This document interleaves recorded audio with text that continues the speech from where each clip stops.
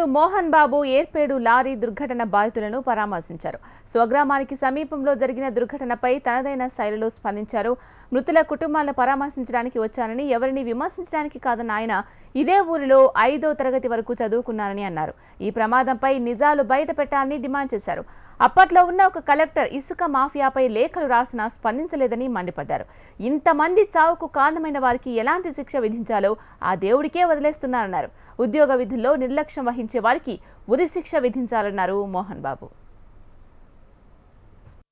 దొంగలు ఊర్లోకి రాకూడదు, దొంగల వల్ల నాశనం అయిపోతున్నాం అని ఇంటికొక్కరు వెళ్ళి ప్రాణాలు అర్పించారంటే మరి వీళ్ళని వీరమరణం అంటారా ఏమంటారో మీరే ఆలోచించుకోండి. చనిపోయినా వాళ్ళు బ్రతుకున్నట్టే లెక్క. ఎంతమంది వచ్చినా, ఇన్ని కోట్ల రూపాయలు ఇచ్చినా వాళ్ళ ప్రాణాలు తీసుకొని రాలేరు. అన్ని కుటుంబాలకు ఆత్మశాంతి చేకూరాలని ఒక నటుడిగా వచ్చాను. ఈ ఊర్లో పుట్టి ఈ ఊర్లో పెరిగాను. మా నాన్నగారు టీచర్గా ఉన్నారు కాబట్టి ఈ ఊరికి ఈ విధంగా నేను వస్తాను అనుకోలేదు. నా మనసు బాగా కలిసివేసింది. మీ అందరూ తెలుసు. కొంతమందికి 5వ class, 5th class, 6th class చదివించవలసి తలుచుకుంటే చెప్పాను, ఆ కుటుంబాలను నువ్వు తీసుకురావయ్యా అని.